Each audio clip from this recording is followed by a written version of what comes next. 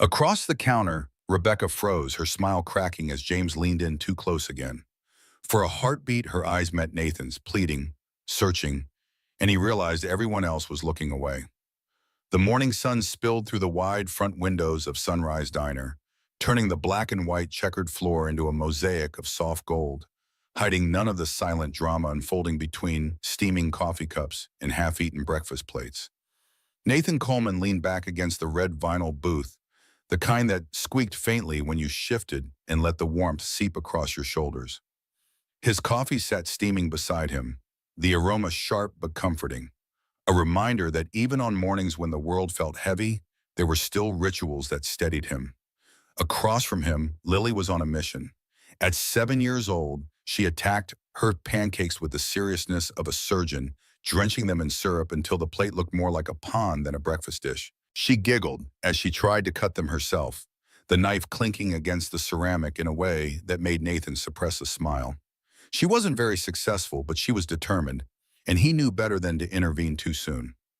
Teaching her, letting her try and stumble, was part of being a dad. "Try holding the fork steady with your other hand," Nathan suggested, his voice gentle. He resisted the urge to just take the knife and do it for her. Lily followed his instructions, her tongue peeking out the corner of her mouth in concentration. The next cut was a little cleaner. She looked up at him proudly, her eye bright as though she had conquered something enormous. "See? Told you." Nathan gave her a wink. She giggled again, more freely this time, and shoved the uneven triangle of pancake into her mouth. Syrup dripped down her chin, and she wiped it away with the back of her hand.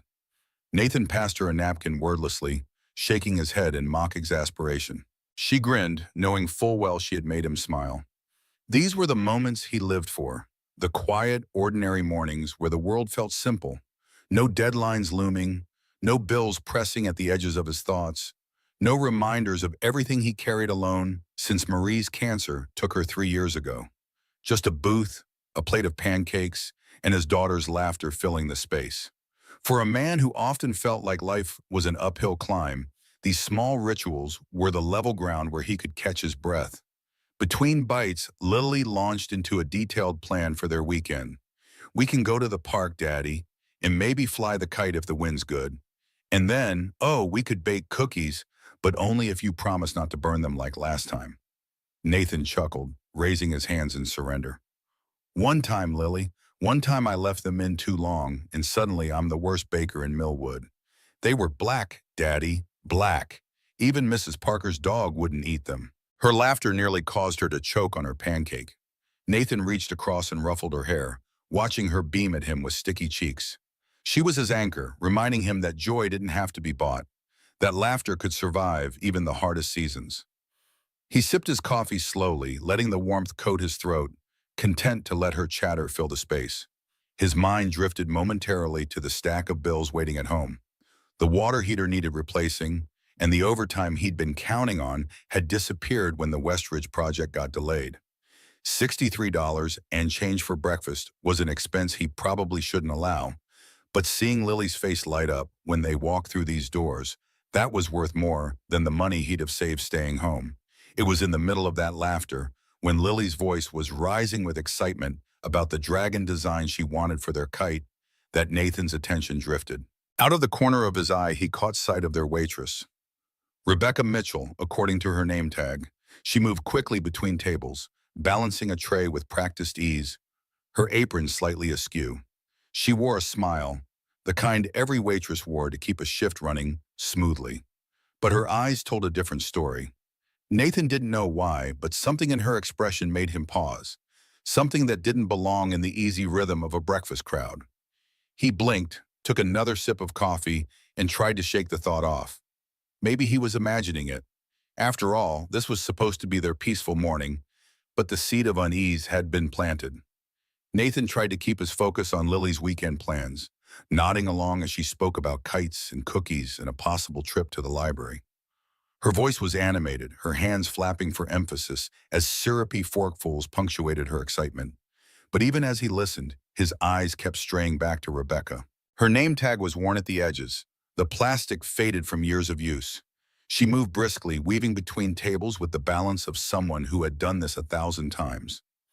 Yet, despite the smooth motions, there was tension riding in her shoulders, a stiffness that didn't match the easy smile fixed on her face. Nathan followed her gaze and noticed the man at the counter. He sat with his back straight on the stool, a tailored suit jacket draped over the seat beside him. His silver-streaked hair was perfectly styled, not a strand out of place, and his manicured hands cradled a coffee mug that he barely sipped from. Everything about him screamed money and power, from his polished shoes to the gold watch glinting on his wrist. He leaned forward every time Rebecca passed, like he was waiting for an excuse to speak.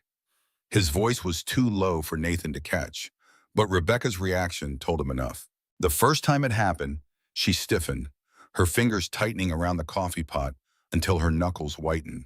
She covered it with a quick smile, but Nathan had seen that kind of smile before. The kind people used when they wanted to smooth something over to avoid making it worse. Lily's fork scraped against her plate, pulling Nathan back for a moment. "Can we go after breakfast, Daddy? To the park?" "Yeah, we can do that," he said, giving her a smile, though his attention was still partly fixed on Rebecca. When Rebecca walked past again, the man reached out, touching her arm unnecessarily as he asked for a refill. The touch lingered a moment too long, and though Rebecca's smile didn't falter, she took a small step back, creating distance. A maneuver Nathan recognized, the instinctive pull of someone trying to shrink out of reach, the kind of subtle movement people made when they couldn't just walk away. Each time she approached the man's seat, her eyes flicked briefly toward the swinging kitchen doors. Quick glances, fleeting but desperate, as if she were measuring how far she'd have to walk to disappear into safety. The third sign was unmistakable. When she set down his plate, his hand brushed hers, just a glancing touch, casual enough to look accidental. But she flinched, not dramatically, but enough that her whole arm stiffened, and her smile faltered for the briefest second. Nathan's stomach turned cold at the sight. He glanced down at Lily, hoping she hadn't noticed. But she had. She was watching, her fork paused halfway to her mouth, her little brow furrowed. She didn't have the words to name it, but she felt it too. Rebecca's voice had changed. Nathan strained to listen, and what he heard was different from earlier. When she had taken their order, she had spoken with confidence, her tone bright, practiced, even cheerful. Now it was quiet, almost shaky, like someone trying to keep themselves steady while standing on thin ice. And then the fifth sign, the one that clenched it for him. Rebecca laughed at something the man said, but it wasn't laughter. Not really. It was brittle, high-pitched, hollow. The kind of sound people used when they were trying to smooth a situation over to keep it from boiling over. It carried no warmth, no joy, just the brittle edge of someone forcing themselves to pretend. Nathan's jaw tightened, his eyes flickered back to Lily again, and she was staring openly at Rebecca now. Finally, she tugged at his sleeve, her small hand clutching the fabric like it was urgent. "Daddy," she whispered. Just one word, soft but heavy. Nathan turned to her. "Yes, sweetheart?" Her voice dropped lower, as if afraid the man at the counter might hear. She looked scared. The words landed like a stone in his chest. He had been hoping he was overthinking it, that maybe Rebecca was just tired. Maybe it was just a bad morning. But hearing Lily say it, seeing the fear mirrored in his daughter's young eyes, made it impossible to ignore. If a child could see it, then it was real. Nathan took a slow sip of coffee, though the warmth no longer comforted him. His mind was racing. He had been in situations before where the safer choice was to keep your head down, pretend not to notice, let someone else step in. But here there was no one else.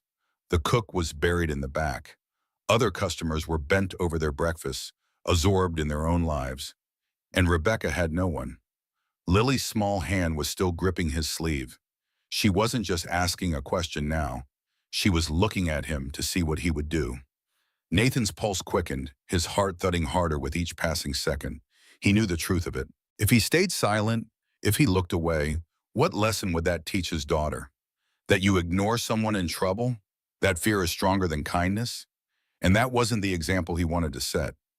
Nathan sat rigid in the booth, the red vinyl pressing against his back as if trying to push him forward. The coffee in his mug had gone lukewarm, but he held it anyway, using it as a shield while his mind churned. "Don't cause a scene," a voice in his head warned. "You don't know the full story. Maybe it's nothing. Maybe she's fine." But another voice cut through, sharper and louder.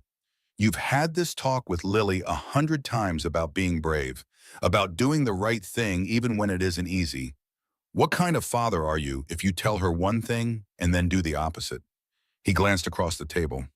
Lily had stopped eating. Her fork rested on her plate, forgotten, syrup pooling underneath it. She was still watching Rebecca, her young face tense in a way he wasn't used to seeing. Childhood was supposed to be light, full of laughter and pancakes, not heavy with questions about why grown-ups sometimes fail to protect each other. Nathan shifted his gaze back to Rebecca. She moved quickly, but her steps carried strain. Her smile flashed, then dimmed just as fast, her shoulders tightening each time the man leaned forward. She wasn't going to ask for help. That much was clear. People rarely did. But her silence didn't erase her need. Nathan's chest tightened. He remembered nights when Lily was smaller, when she'd wake up crying after a nightmare, how quickly he would leap out of bed, how instinctively he had gone to her, whispering that she was safe, that nothing could hurt her while he was there. That same instinct roared in him now, but it was directed at a woman he didn't even know. He took another sip of coffee, but the bitter taste only fueled his frustration.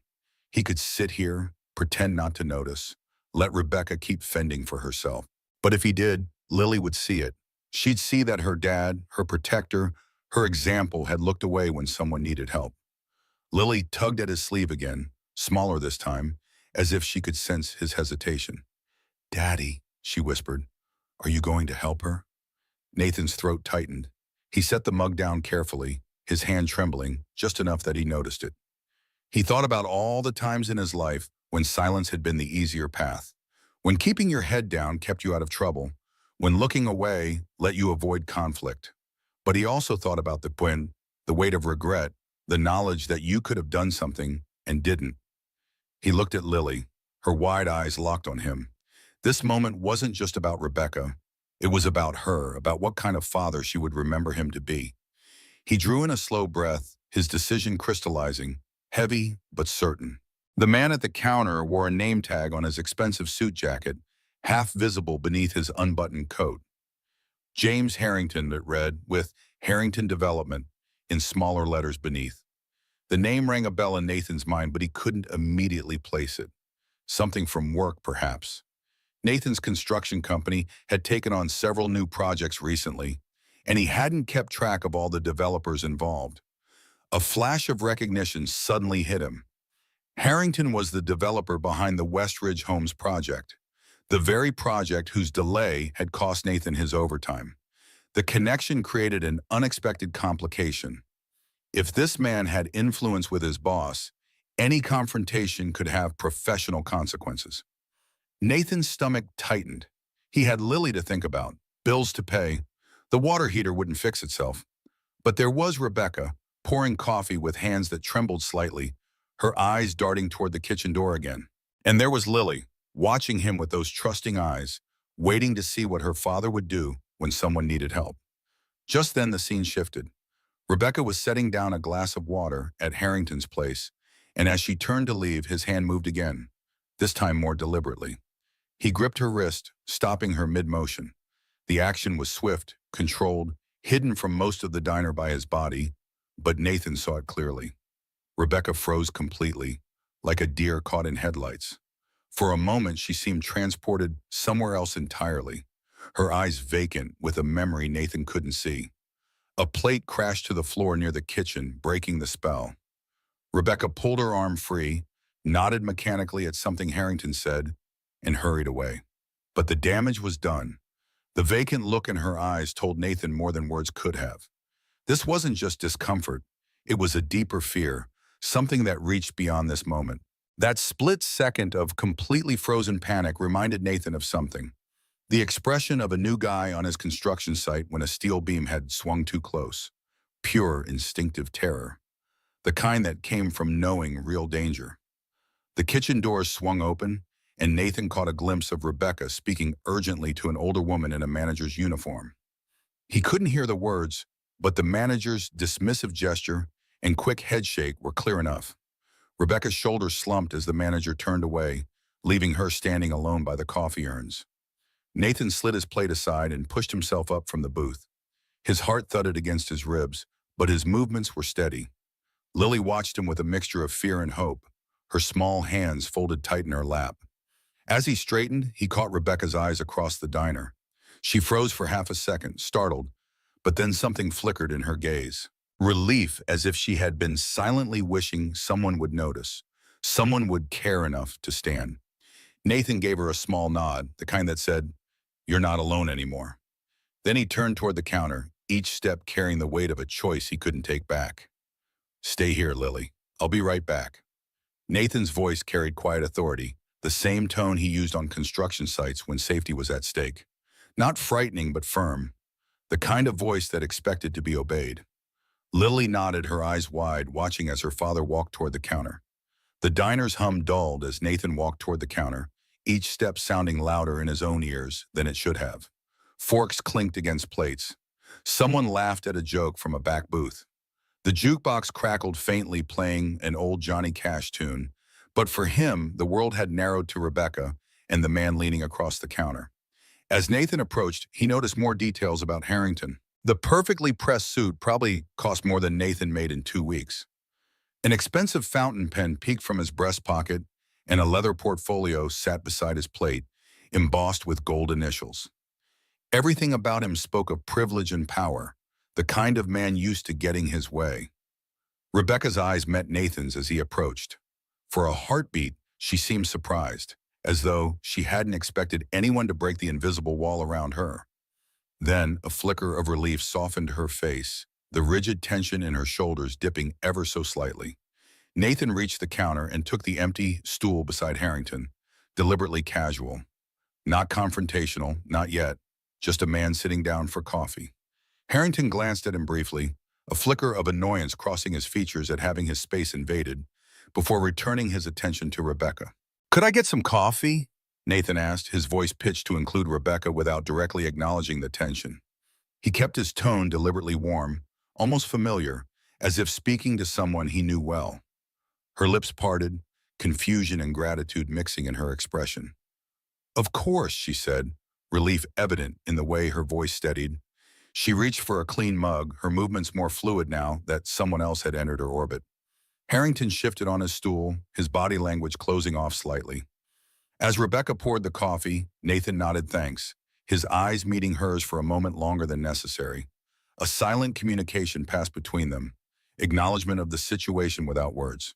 She set the mug down carefully, her fingers no longer trembling. Harrington cleared his throat, drawing Rebecca's attention back.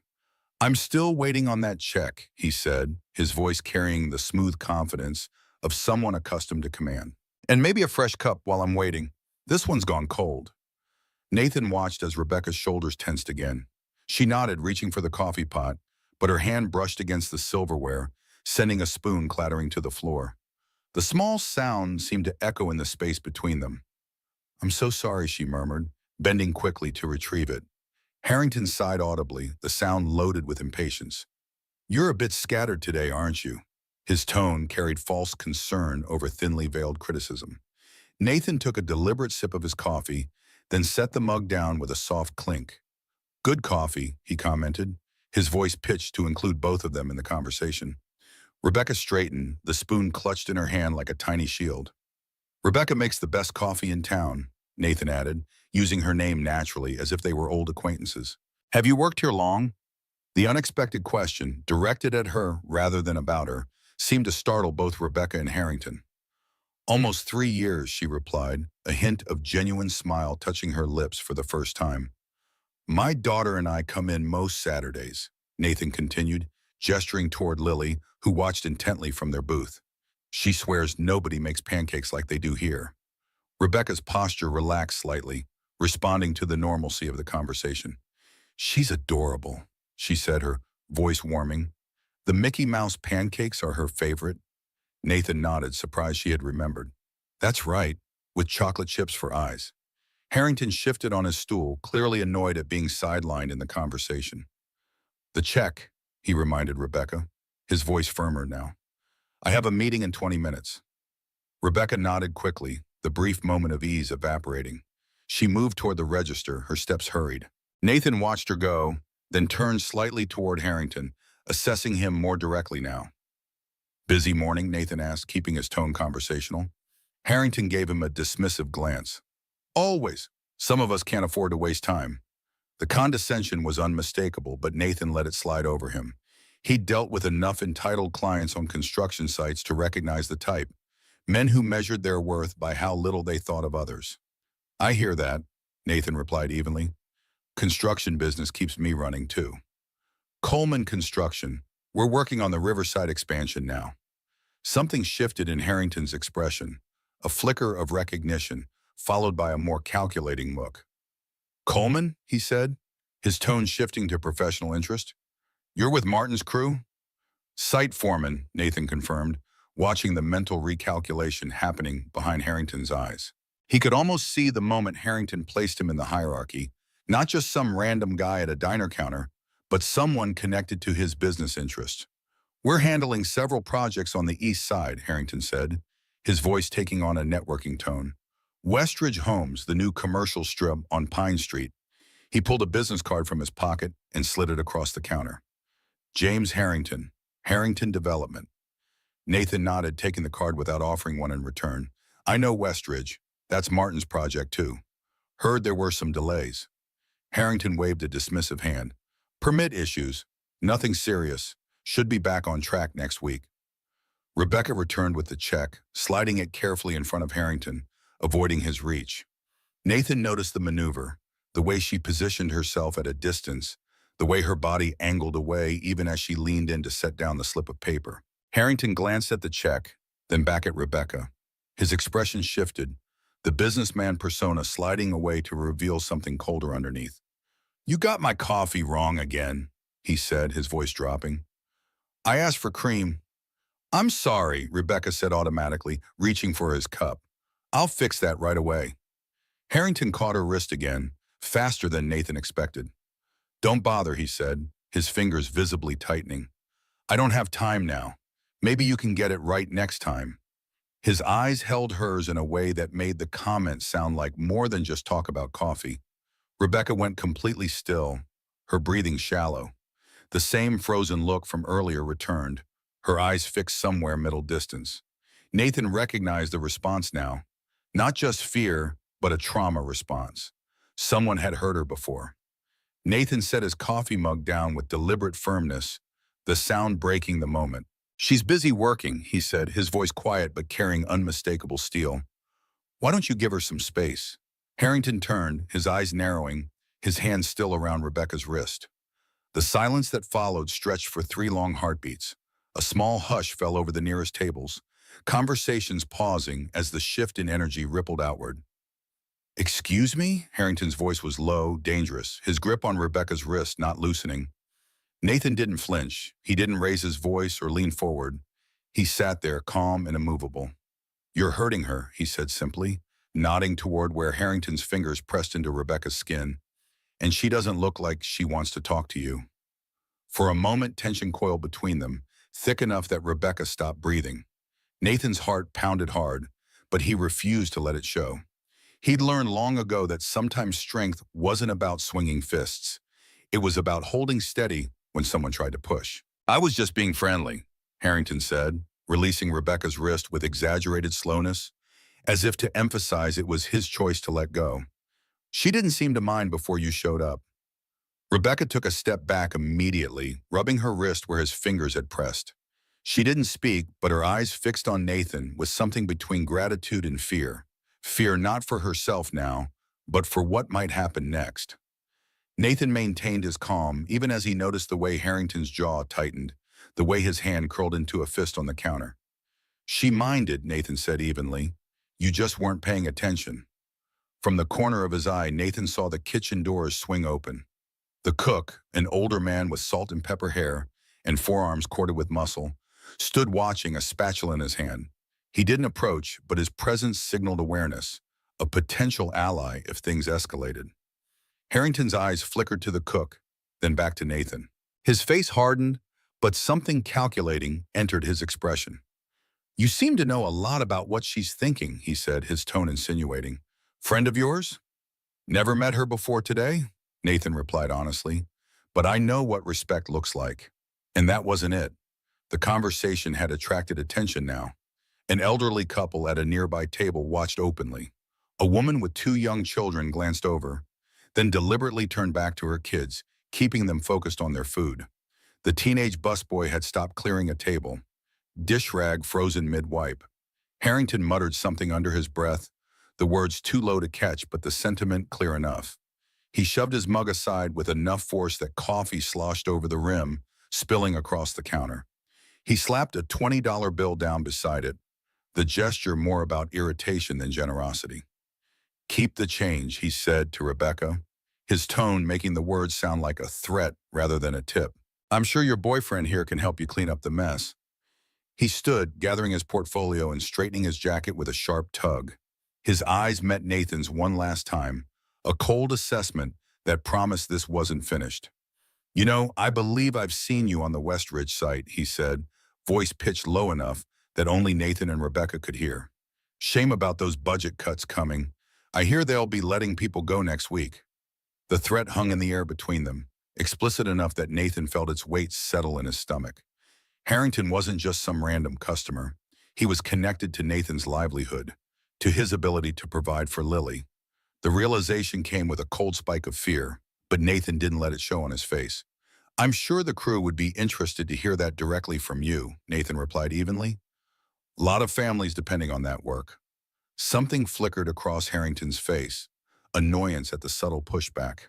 The bell over the diner door jingled harshly as he left, the sound carrying finality.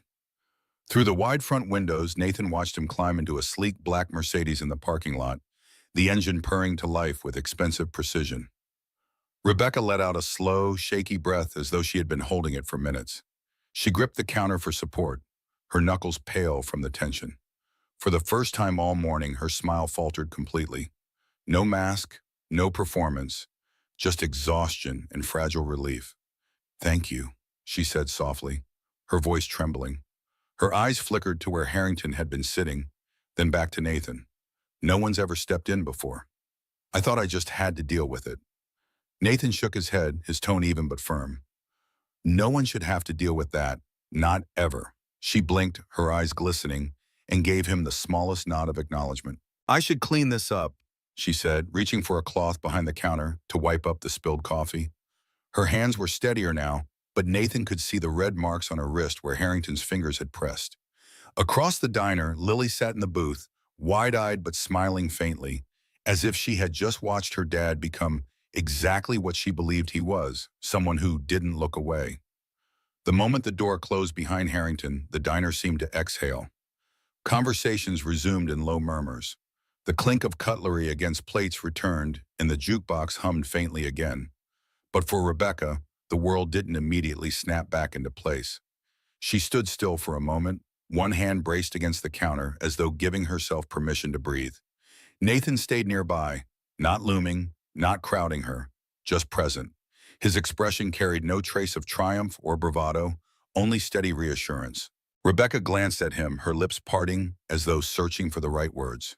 When they came, they were barely louder than the hum of the diner. "Thank you," she whispered again, her voice more steady now. "He comes in every week, always sits in my section, always does that. His hands, his comments. The manager says he's friends with the owner, so we just have to be professional." Nathan felt a surge of anger at the unfairness of it, but kept his expression neutral. "He's not just a customer," he said quietly. "He's a developer. Works with my construction company." Rebecca's eyes widened slightly. Did he really mean that? About the job cuts? Nathan shrugged, trying to appear more confident than he felt. "Hard to say. People like that, they throw their weight around, see what sticks. Either way, it doesn't change what needed to happen here." From across the room, Lily had been watching everything. She slid out of the booth and walked over, her small steps determined. She stopped beside Nathan, looking up at Rebecca with solemn eyes. "Are you okay now?" she asked, her voice clear and concerned in the way only children can manage, direct, without pretense. Rebecca's expression softened as she looked down at Lily. She crouched slightly to meet the girl's eye level. I am now, she said gently. Your dad helped me when I was scared. Lily nodded as though this information confirmed something she already knew about the world. My dad always helps people who are scared, she stated with absolute certainty. He says that's what brave really means. Not that you don't feel scared, but that you do the right thing anyway. Nathan felt a lump form in his throat. He hadn't realized Lily had been listening so closely to the bedtime conversations about courage, had internalized his words so completely. Somehow, hearing them repeated back in her small voice made them more real, more binding. Rebecca smiled, a genuine smile that reached her eyes for the first time that morning. That's very wise, she said. Your dad must be a good teacher. Lily beamed, proud.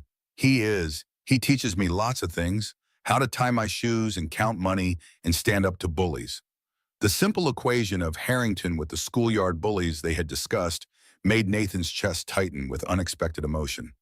Lily's moral compass was so clear, so uncomplicated.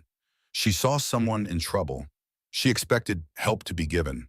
No calculations about professional consequences or social awkwardness. Just right and wrong.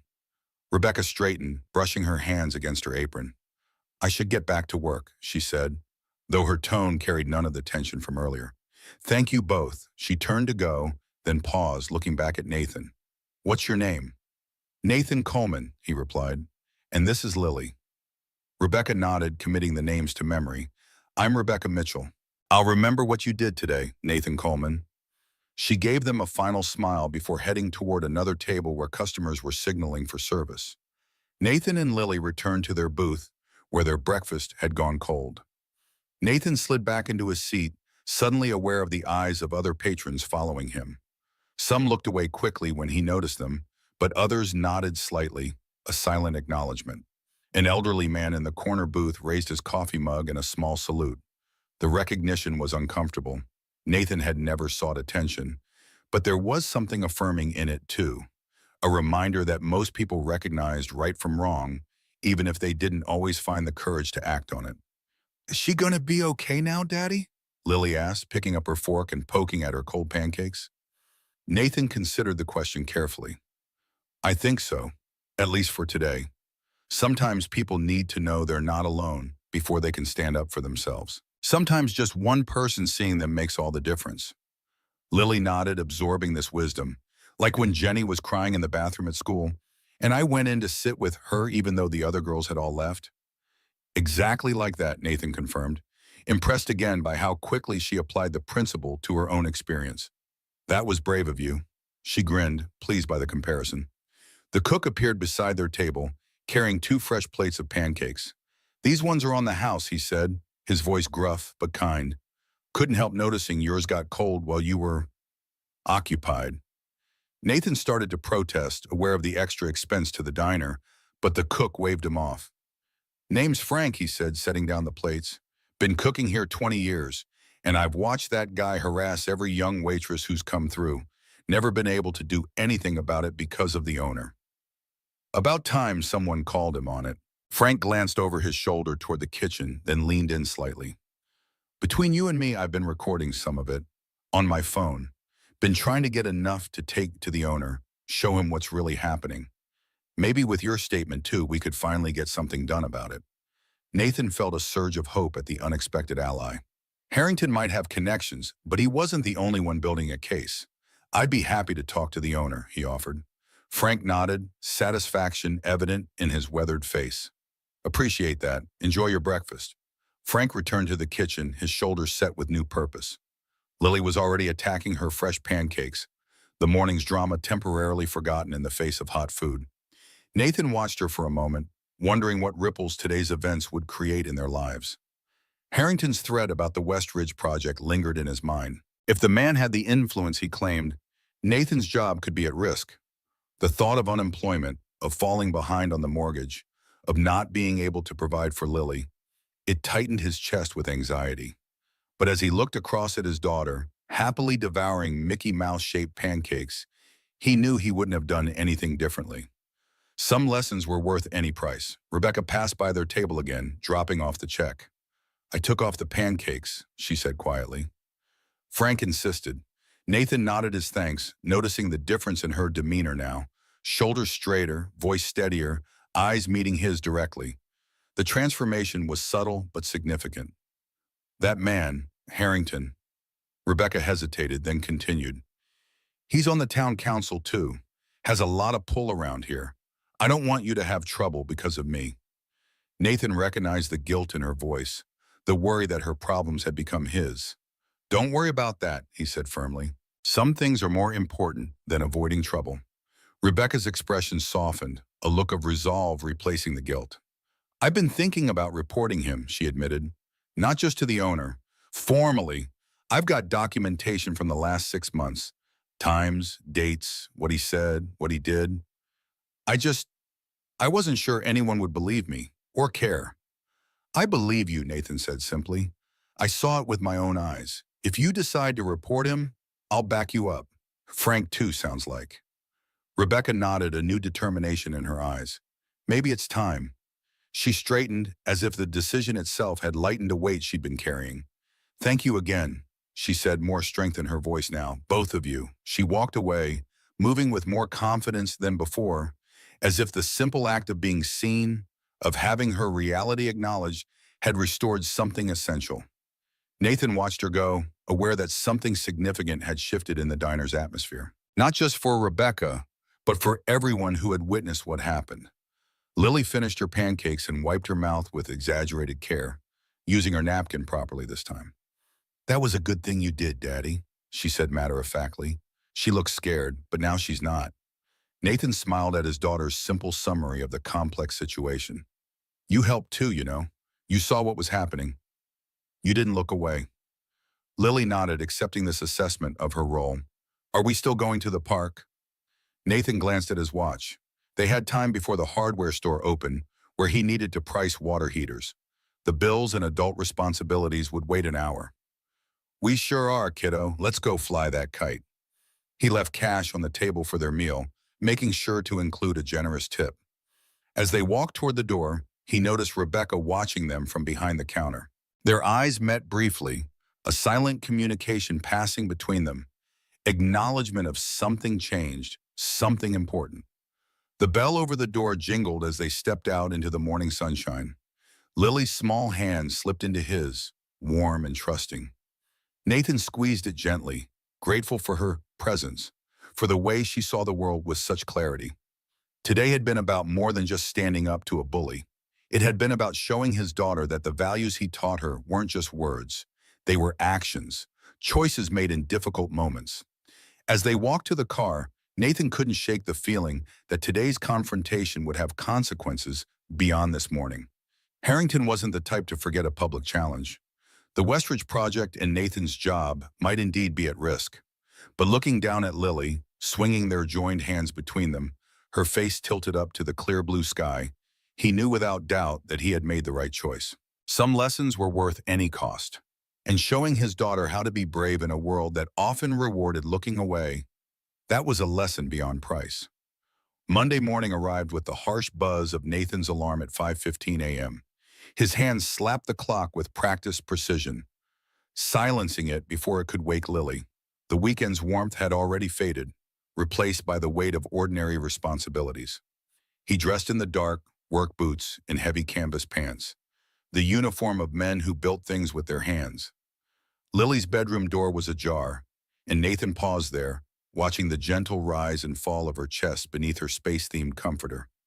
These quiet moments before the world demanded his attention were precious. A father simply witnessing his daughter's peaceful sleep, her face soft in the dim glow of her nightlight. She'd need to be up for school in an hour, but he'd let her steal these final moments of rest. The kitchen was cold. Nathan moved through his morning ritual, coffee brewing, lunch being packed, a quick breakfast of toast and peanut butter eaten while standing at the counter. Mrs. Parker from next door would arrive at 6:30 to get Lily ready for school. The arrangement had been a godsend since Marie's death, an elderly neighbor needing purpose, a single father needing help. It wasn't perfect, but it worked, this patchwork family they'd assembled. From necessity, Nathan's truck grumbled to life in the driveway, headlights cutting through the pre-dawn darkness. The radio hummed with the morning news as he drove to the West Ridge construction site. His mind wandered back to Saturday at the diner, to Rebecca's eyes meeting his across the counter, to Harrington's thinly veiled threat. He hadn't mentioned it to Lily afterward, had instead focused on flying kites and making the weekend as normal as possible. But the weight of it had settled in his stomach like a stone. The construction site sprawled across 8 acres of former farmland, skeletal frames of future luxury homes rising from churned earth. Nathan parked beside the site office, a double-wide trailer serving as command center for the project. Inside, the fluorescent lights buzzed overhead, washing everyone in unflattering paleness. His crew was already gathering, thermoses of coffee clutched in calloused hands, morning jokes exchanged in the shorthand of men who'd worked together for years. Martin Hayes, the project manager, beckoned Nathan into his office at the far end of the trailer. A tight space dominated by blueprints and schedules, it smelled of stale coffee and the faint must of too many damp workdays.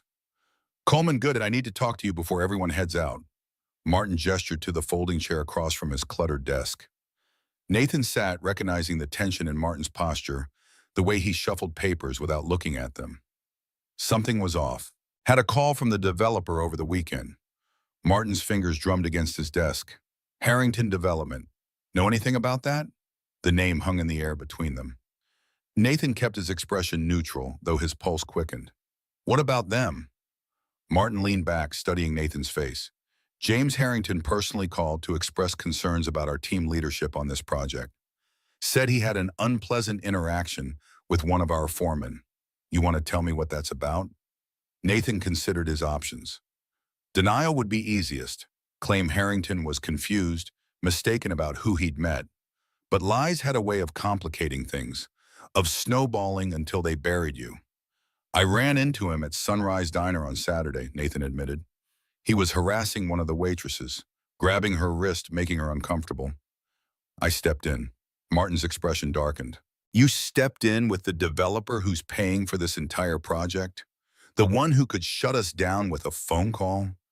Jesus, Nathan. The disapproval stung, but Nathan had expected it. He should have been careful when he saw that waitress's face. The uncomfortable awareness that Martin might have been right, that perhaps he should have looked away, should have prioritized his job, his ability to provide for Lily, pricked at him. But then he remembered Rebecca's eyes, the relief in them when someone finally noticed. He remembered Lily watching, learning. He was hurting her, Martin. Not being charming, not flirting, hurting her. The guy's a predator. Martin sighed, rubbing his temples. I don't need to know the details. What I need is for this project to continue without complications. Harrington's talking about switching contractors if we don't make personnel changes. The implication was clear. Nathan was the personnel change Harrington wanted. So that's it? Nathan felt heat rising in his chest. He gets to behave however he wants because he has money. We just look the other way. Martin slammed his hand on the desk, coffee mugs rattling with the impact. This isn't about right and wrong, Coleman. This is about 30 men with families to feed. This is about the company staying afloat in a market that's already tight. You think your principals pay mortgages? The words hit their mark. Nathan thought of Lily, of the water heater that still needed replacing, of college funds not yet started. He thought of his crew, men with their own children, their own responsibilities. The weight of it pressed against his chest, making it hard to breathe. Martin's voice softened, seeing the impact of his words. Look, I get it. The guy's an ass, but this is business, not personal. I need you to make this right. What exactly are you asking me to do? Nathan's voice was quiet, controlled. Martin wouldn't meet his eyes. Apologize to Harrington. Tell him it was a misunderstanding. Whatever it takes to smooth this over. The request hung between them, a test of priorities. Nathan stood slowly, his decision solidifying. I can't do that, Martin. I won't. Martin's face hardened. Then I can't keep you on Westridge. I'm moving you to the Hamilton Street renovation.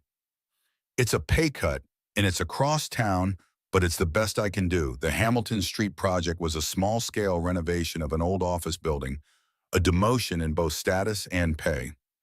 Nathan calculated quickly.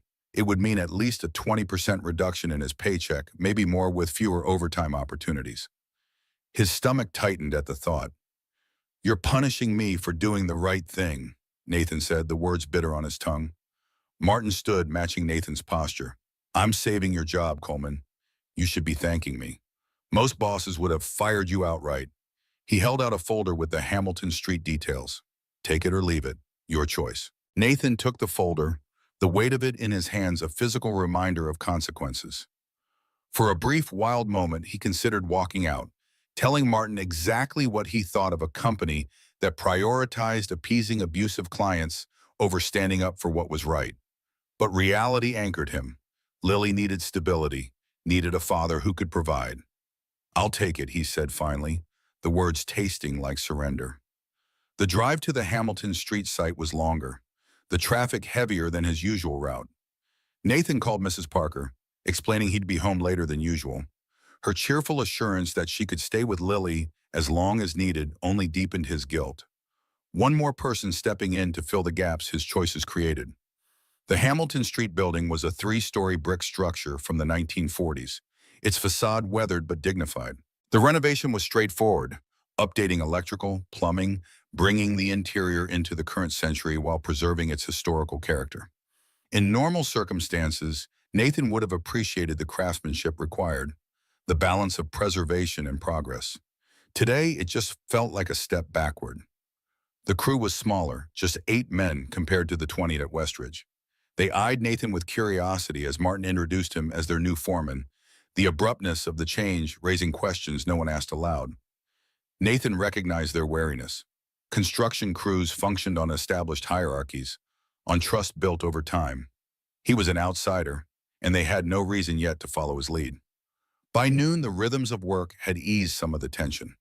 Nathan found comfort in the familiar tasks, measuring, cutting, the solid weight of tools in his hands. Physical labor had always been his refuge, the one place where problems had clear solutions, where effort directly translated to results. Here, at least, the rules made sense. His phone buzzed in his pocket, a text from an unknown number. "It's Rebecca from Sunrise Diner. Frank gave me your number. Can we talk? It's important." Nathan stared at the message, surprise mingling with concern. He stepped away from the crew, finding a quiet corner to reply. "Everything okay?" The response came quickly. "Not really. Harrington came back to the diner, made a scene. Manager fired me this morning. Said I was causing problems with valued customers." The injustice of it hit Nathan like a physical blow. He'd stepped in to help, and now Rebecca had lost her job because of it. His intervention, meant to protect, had instead made things worse. Guilt coiled in his stomach, sharp and insistent. "I'm sorry," he typed, the words inadequate against what had happened. "Where are you now?" "Home. Trying to figure out what to do next. Frank suggested I talk to you. Said you might know what to do about Harrington." Nathan leaned against the brick wall, running a hand through his hair. What did Frank think he could do? He'd already lost his position at Westridge, taken a pay cut, damaged his professional reputation. And for what? Harrington was still throwing his weight around, still hurting people. "I'll help if I can," he wrote finally, "but I'm not sure what options we have." Rebecca's response was immediate.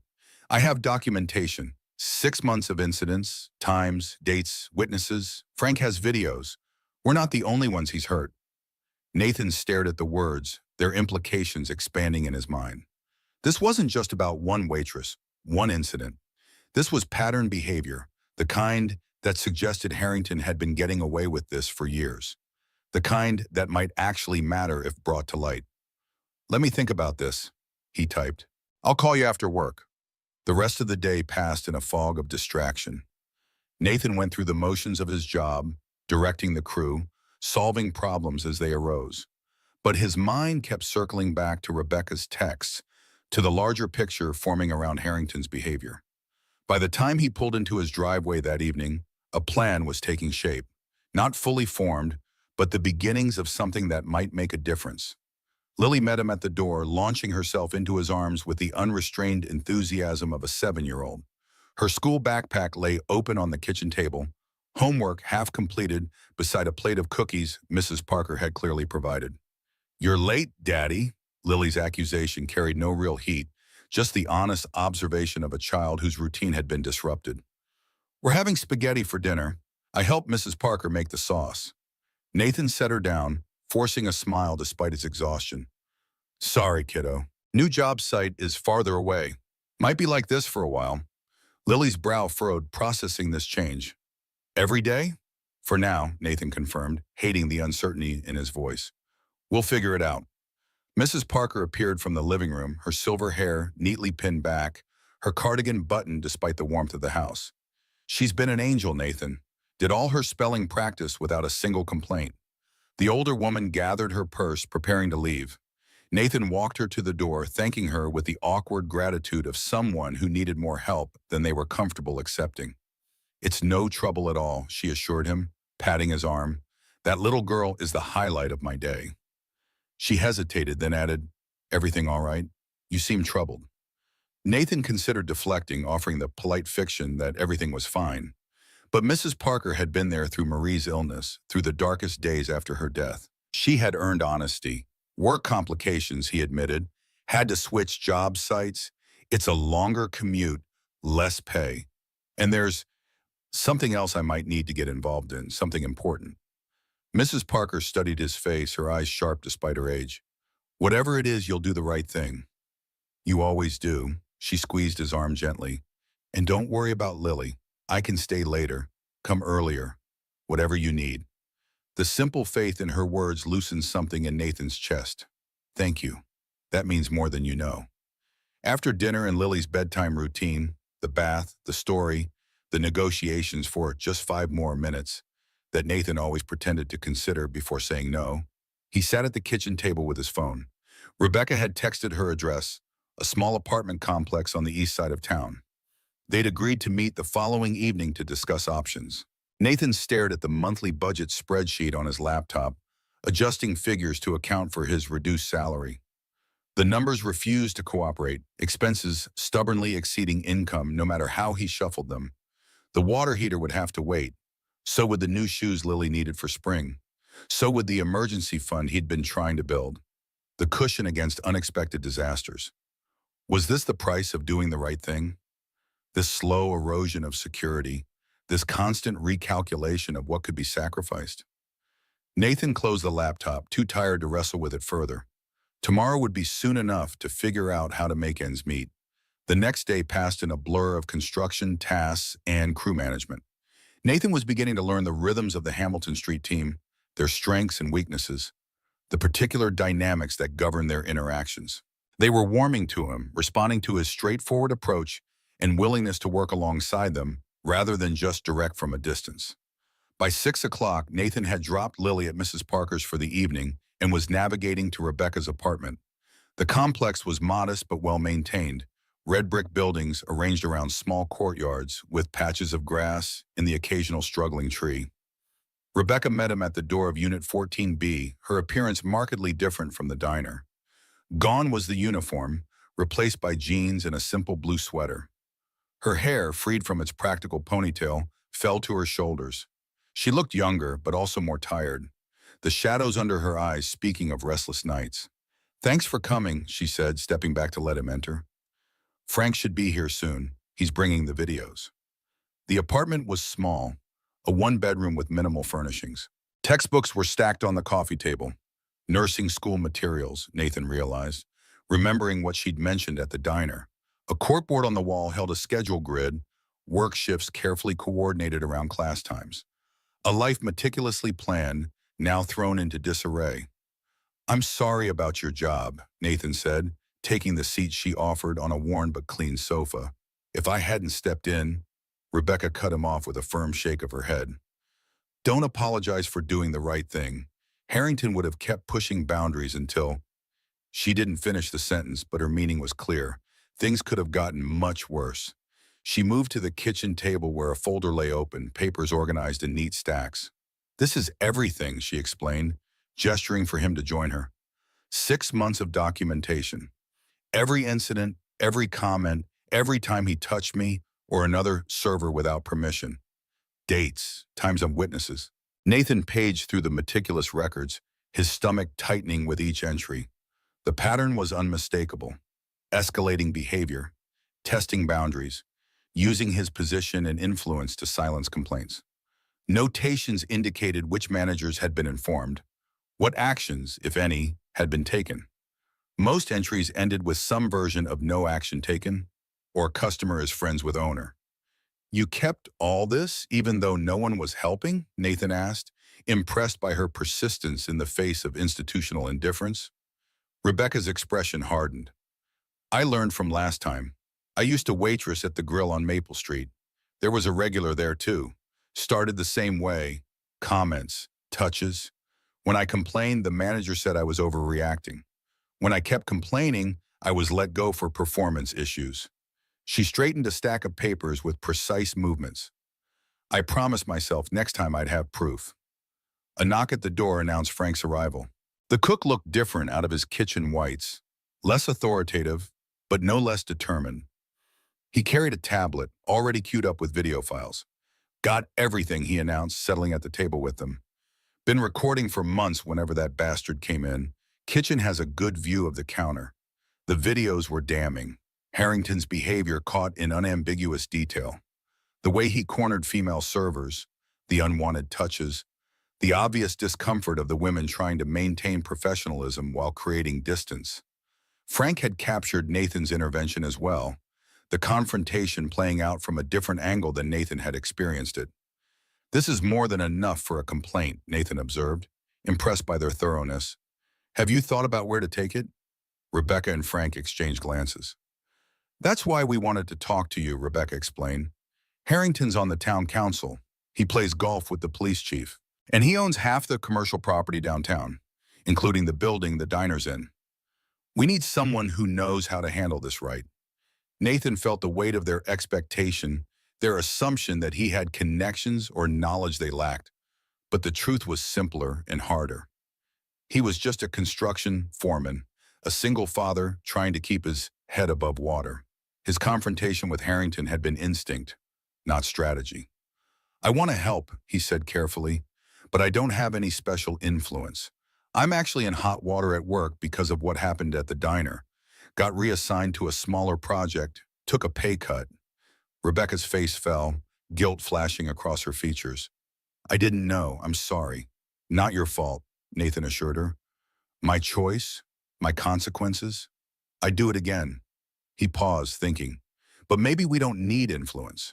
Maybe we just need the right audience. Frank leaned forward, interest piqued. What are you thinking? The town council, Nathan suggested. They have public meetings, right? Citizens can speak. What if we presented this documentation there, in public? Harrington couldn't sweep it under the rug if it was out in the open. Rebecca paled slightly. You mean stand up in front of everyone? Tell what happened. Nathan recognized the fear in her voice, the natural hesitation of someone being asked to make themselves vulnerable, to relive trauma in a public forum. I know it's asking a lot, he acknowledged, but think about it. Harrington has power because he operates in private. He counts on silence, on people being too afraid or too ashamed to speak up. Frank nodded slowly, catching the vision. Public pressure. Hard for the council to ignore if it's right in front of them. And if we get others to come forward too? There are others, Nathan asked, though he wasn't surprised. Frank's expression darkened. At least 5 former servers I know of. All quit or got fired after incidents with Harrington. I've stayed at the diner so long, I've seen the pattern repeat. Rebecca was quiet, considering the implications. I'd have to find another job first, she said finally. Somewhere Harrington can't touch. And we'd need to be prepared for him to fight back. Nathan thought of his own situation. The demotion, the pay cut, the tightening of his budget. Harrington had already demonstrated his willingness to use his influence to punish those who crossed him. Going public would escalate the conflict, potentially putting them all at greater risk. He has a lot of power in this town, Nathan warned. We should be clear about what we're getting into. Frank snorted, dismissive. Power isn't the same as being right, and he's not the only one with connections in Millwood.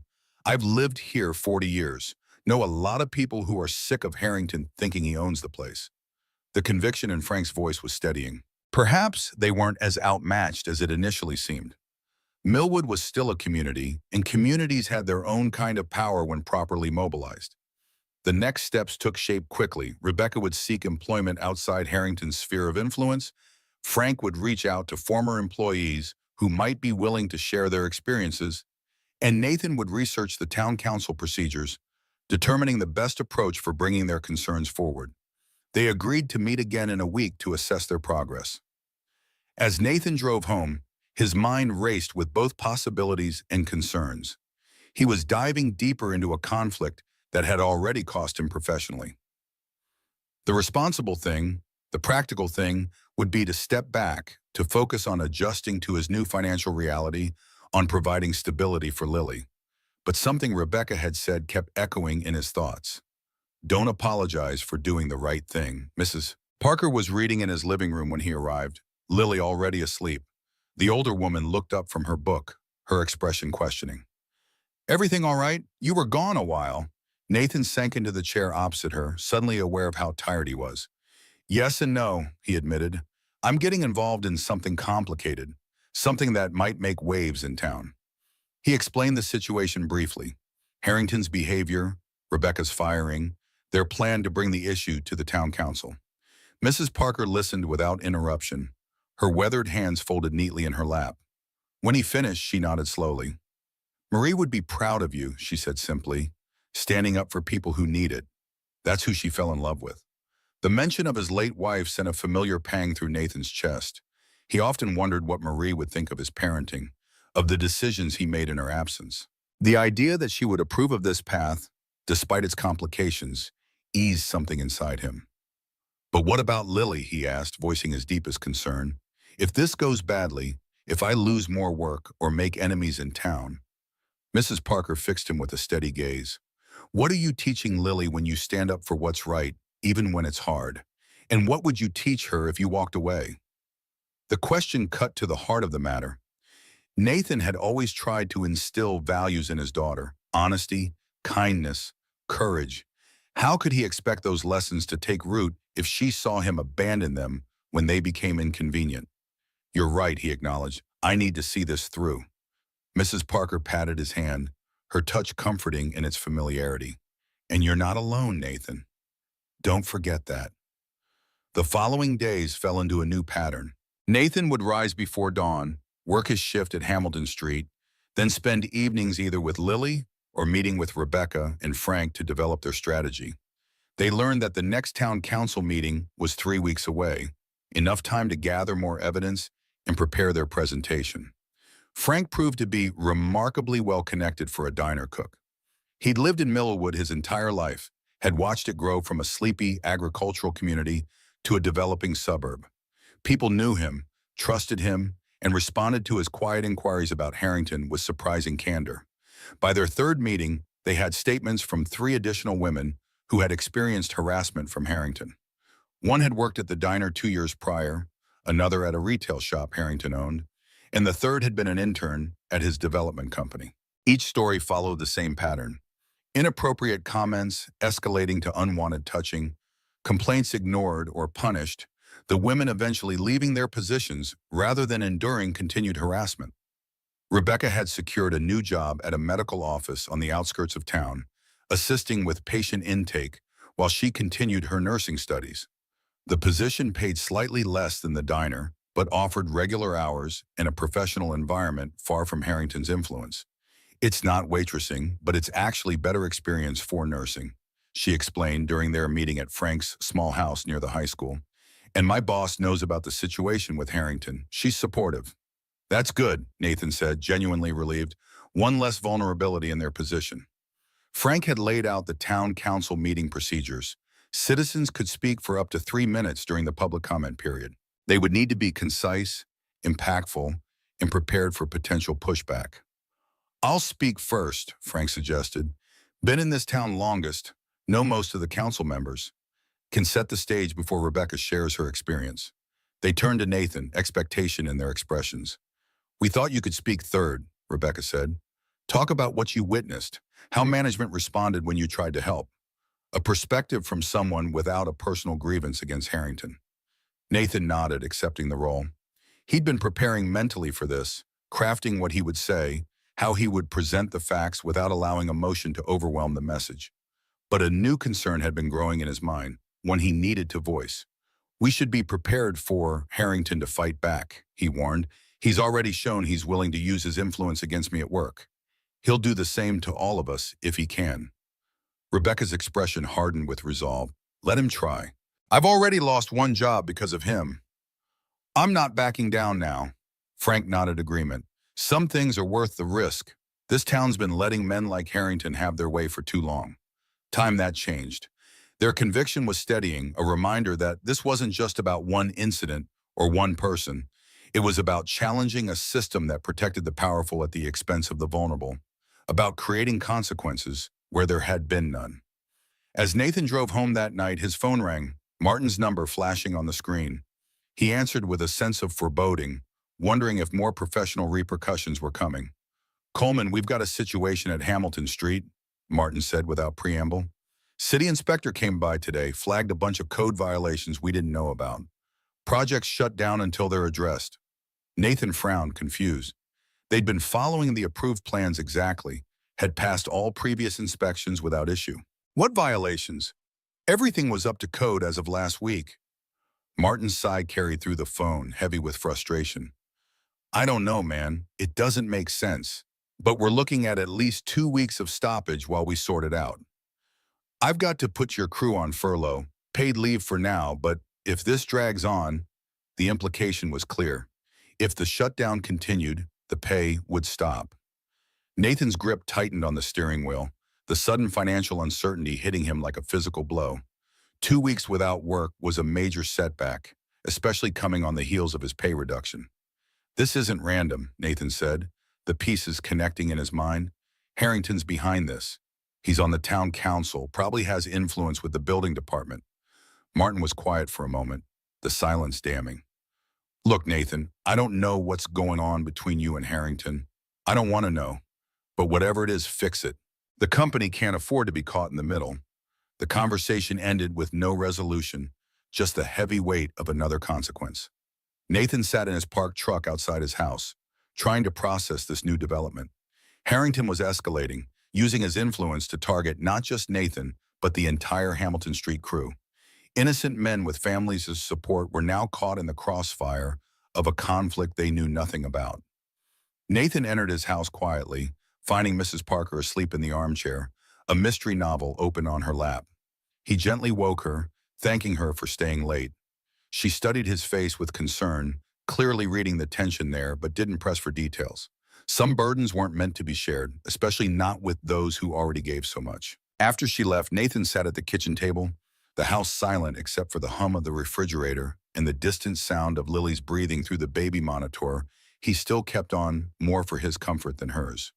The financial realities stared back at him from his laptop screen. 2 weeks without pay would deplete his meager savings, would mean difficult choices about which bills to pay and which to defer. The responsible thing, the fatherly thing, would be to back down, to call Harrington, to apologize as Martin had suggested, to extract himself from Rebecca and Frank's campaign, to prioritize his ability to provide for Lily above all else. But as he considered this path, Lily's voice echoed in his memory. "My dad always helps people who are scared." The simple faith in her words, the certainty that her father would do the right thing even when it was difficult, it was both a comfort and a challenge. What kind of example would he set if he abandoned his principles when they became costly? Nathan closed the laptop, his decision solidifying. He would continue supporting Rebecca and Frank. He would speak at the town council meeting. But he would also need to find a way to weather this financial storm, to insulate Lily from the consequences of his choices. Tomorrow he would look for temporary work to fill the gap. Day labor, weekend jobs, whatever it took to keep them afloat until the Hamilton Street project resumed. The morning brought no clarity, only the practical demands of parenthood, making Lily's breakfast, checking her homework, ensuring she had everything needed for school. He didn't mention the work stoppage, didn't want to burden her with adult concerns. Instead, he focused on maintaining normalcy, on being present in the moments they shared before Mrs. Parker arrived to walk Lily to the bus stop. Once alone, Nathan began making calls. Construction was his primary skill, but he was willing to consider any opportunity that would generate income during the shutdown. By noon, he had lined up three possibilities: a weekend framing job for a friend's garage addition, some maintenance work at the local community center, and a potential position helping a contractor with bathroom renovations. It wouldn't replace his regular income, but it might be enough to keep the bills paid until the Hamilton Street project resumed. Nathan felt a grim satisfaction in having solutions, in not being completely vulnerable to Harrington's machinations. His phone buzzed with a text from Rebecca. "Meeting tonight? Have updates." Nathan confirmed, grateful for the distraction of forward movement. Whatever Harrington's next move might be, they would face it together, with a growing coalition of support behind them. The thought steadied him, a reminder that even in this uneven contest, they weren't powerless. Sometimes courage was simply refusing to be silenced, regardless of the consequences. That evening, their small group gathered around Frank's kitchen table, the familiar setting lending a sense of purpose to their meeting. Rebecca arrived with news. She had connected with a reporter from the local newspaper who was interested in their story. "She wants to interview all of us," Rebecca explained, excitement coloring her voice. "Says there might be a pattern of Harrington using his position to punish people who cross him. Not just harassment, but potentially abusing his position on the town council." Nathan shared his own update: the sudden shutdown of the Hamilton Street project, the suspicious timing, the impact on his crew. Frank nodded grimly, unsurprised. "He's escalating," Frank observed. "Means we're a real threat. He wouldn't bother if he wasn't worried." The realization was both encouraging and sobering. They were making progress, building a case that Harrington couldn't easily dismiss. But his response suggested he would use every tool at his disposal to fight back, regardless of who got caught in the crossfire. As they continued planning, detailing their approach for the upcoming council meeting, Nathan found himself thinking about Lily, about the world she was growing up in, and the people who shaped it, about the kind of community he wanted for her. One where the powerful were held accountable, where standing up for others wasn't punished, but celebrated. The path ahead would be difficult, the costs real. But sitting there with Rebecca and Frank, with their growing alliance of support, Nathan felt something he hadn't expected: hope. Not just that they might succeed in holding Harrington accountable, but that in doing so they might create ripples that extended far beyond this one situation. A man's character shows in how he treats those with less power, Nathan thought, the words forming in his mind with unexpected clarity. And a community's character shows in whether it allows that treatment to continue. As the meeting concluded, Rebecca touched his arm lightly, her expression serious. "Are you sure you want to stay involved? With your job on hold, with Lily to think about, no one would blame you for stepping back." Nathan considered the question, giving it the weight it deserved. Then he shook his head, certainty settling over him like a familiar coat. "Some things matter more than playing it safe," he said quietly. "And I want my daughter to grow up in a town where people stand up for what's right, even when it costs them something. Especially then." The words hung in the air between them, simple but profound. Rebecca nodded, understanding reflected in her eyes. Behind her, Frank watched with quiet approval, the ghost of a smile touching his weathered face. Whatever came next, whatever Harrington threw at them, whatever price they paid for standing firm, they would face it together, not because it was easy or safe, but because it was necessary. Because sometimes the measure of a life wasn't found in what you gained, but in what you refused to compromise. The town council chambers weren't designed to hold standing room-only crowds. The modest space with its wood-paneled walls and uncomfortable folding chairs typically hosted a sparse handful of citizens, mostly retirees with time to monitor local government. Tonight was different. Bodies packed every available inch, spilling into the hallway, a low murmur of anticipation humming through the air like electricity before a storm. Nathan adjusted his tie, a rarely worn accessory that felt like a noose against his throat. 2 weeks had passed since the Hamilton Street project shut down. 14 days of cobbling together odd jobs and watching his savings dwindle. The weight of financial pressure sat heavy on his shoulders as he scanned the crowd for familiar faces. Rebecca stood near the front, her posture straight, hands clasped tightly in front of her. She'd chosen a simple blue blouse and black slacks, professional attire that spoke of seriousness rather than seeking attention. The medical office job had already changed her, a subtle confidence in her reckoning that hadn't been there before. Beside her, Frank leaned against the wall, his weathered face impassive save for the determined set of his jaw. What Nathan hadn't expected was the turnout. Word had spread through Millwood's interconnected web of relationships. The newspaper article had run 3 days earlier, a front-page story detailing multiple allegations against James Harrington. The reporter had done her job thoroughly, connecting dots beyond harassment to suggest patterns of using political influence for personal vendettas. The public response had been immediate and fierce. Lily tugged at Nathan's hand, her small fingers warm against his palm. "Why are there so many people, Daddy?" He crouched to her level, adjusting the ribbon in her hair that had come loose during the drive. They came to support Miss Rebecca and the others. "Remember how I told you sometimes doing the right thing is hard, but it's important that people stand together?" Lily nodded solemnly, absorbing the lesson as only children can, not just the words, but the weight behind them. Mrs. Parker waved from several rows back, having insisted on coming to see justice done, despite Nathan's concerns about the potentially tense atmosphere. She patted the seat beside her, offering to watch Lily during the proceedings. The council members filed in, 7 men and women in business attire, their expressions varying from curiosity to discomfort as they noted the unprecedented crowd. Mayor Wilson, a silver-haired woman with reading glasses perched on her nose, called the meeting to order with 3 sharp raps of her gavel. The routine matters of local governance, approving minutes, reviewing budget amendments, proceeded with unusual efficiency, everyone aware of why the crowd had really gathered. James Harrington sat at the end of the council table, his expensive suit and carefully styled hair marking him as different from his more modestly attired colleagues. He carried himself with the easy confidence of a man unaccustomed to consequences, occasionally checking his watch as if the proceedings were merely an inconvenience in his busy schedule.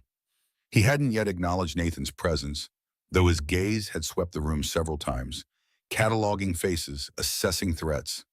"We'll now open the floor for public comment," Mayor Wilson announced, consulting her notes. "Each speaker will have 3 minutes. Please state your name and address for the record." Frank stepped forward first, as they'd planned. His weathered hands gripped the podium, knuckles whitening under the fluorescent lights. "Frank Moretti, 1422, Oakwood Drive. I've lived in Millwood for 42 years. Been cooking at Sunrise Diner for 20 of those." His voice, normally gruff, carried a quiet dignity that commanded attention. "I'm here about James Harrington and his treatment of women in our town." The room went completely still. Even the usual shuffling of papers and whispered comments ceased as Frank methodically described what he'd witnessed.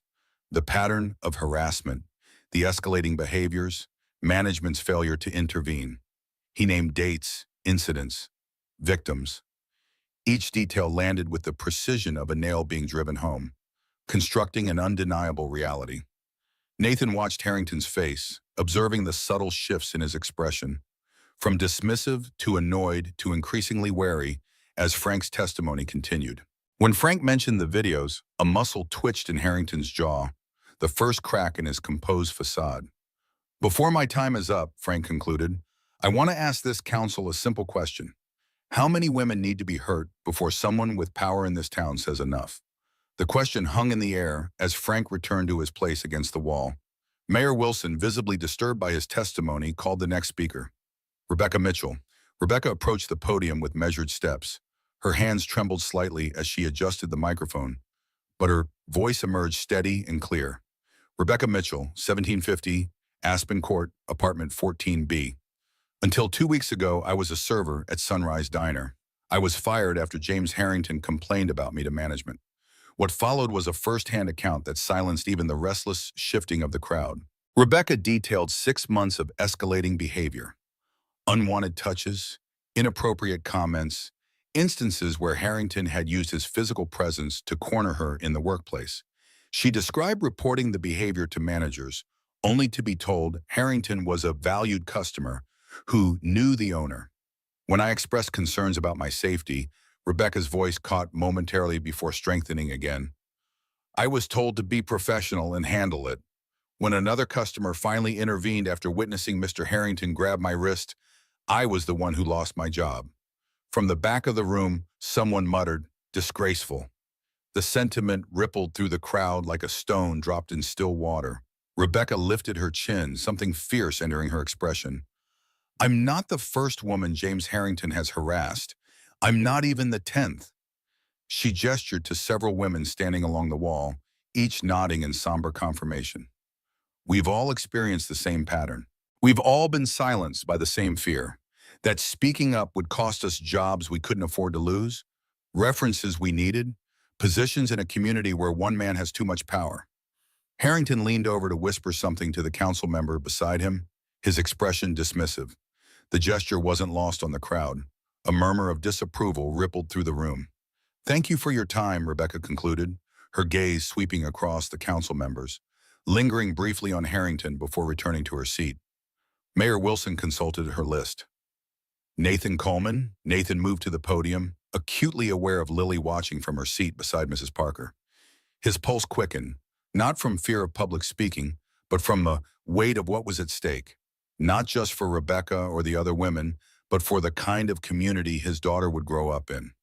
Nathan Coleman, 47 Pine Ridge Drive. I'm a construction foreman with Coleman Construction. His voice projected clearly, the same tone he used on job sites to be heard over machinery. On March 16th, I was having breakfast with my 7-year-old daughter at Sunrise Diner when I witnessed James Harrington harassing Rebecca Mitchell. The harassment wasn't subtle or ambiguous. He repeatedly touched her without consent, cornered her physically, and created a situation where she was visibly afraid. Nathan described the scene in detail. Rebecca's attempts to maintain professionalism while creating distance, Harrington's escalating behavior, the moment his daughter had noticed something wrong. He emphasized how obvious the distress had been, clear enough that even a child could recognize it. When I intervened, Nathan continued, Mr. Harrington threatened me professionally. 3 days later, I was removed from my position as foreman at Westridge Homes, a development project he's involved with, and reassigned to a lower-paying job. 2 weeks ago, that project was suddenly shut down after a surprise inspection found code violations that previous inspections hadn't identified.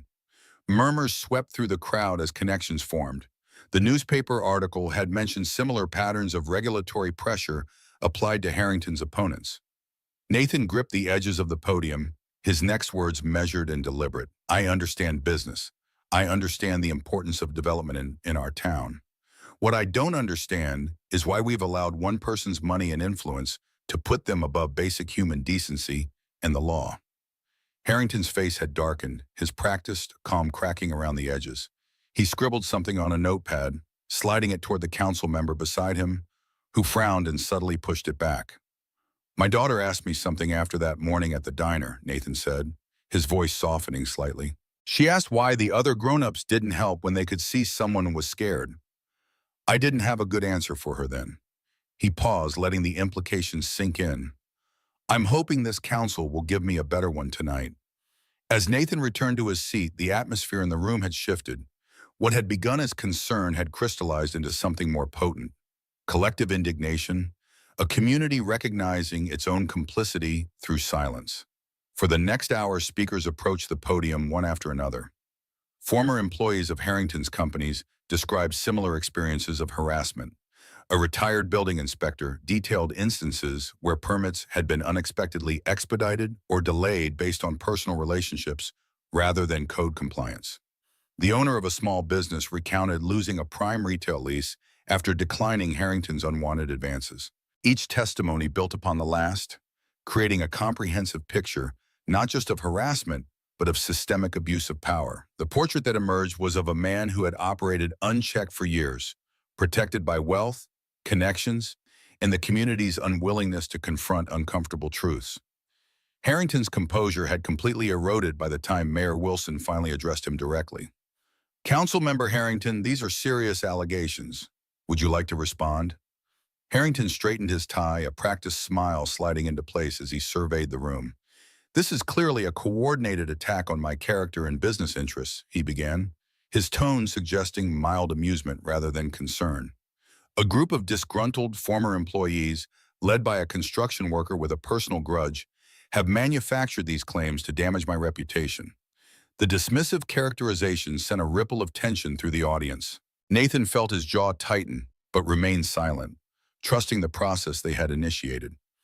As for the specific allegations, Harrington continued, I categorically deny any inappropriate behavior.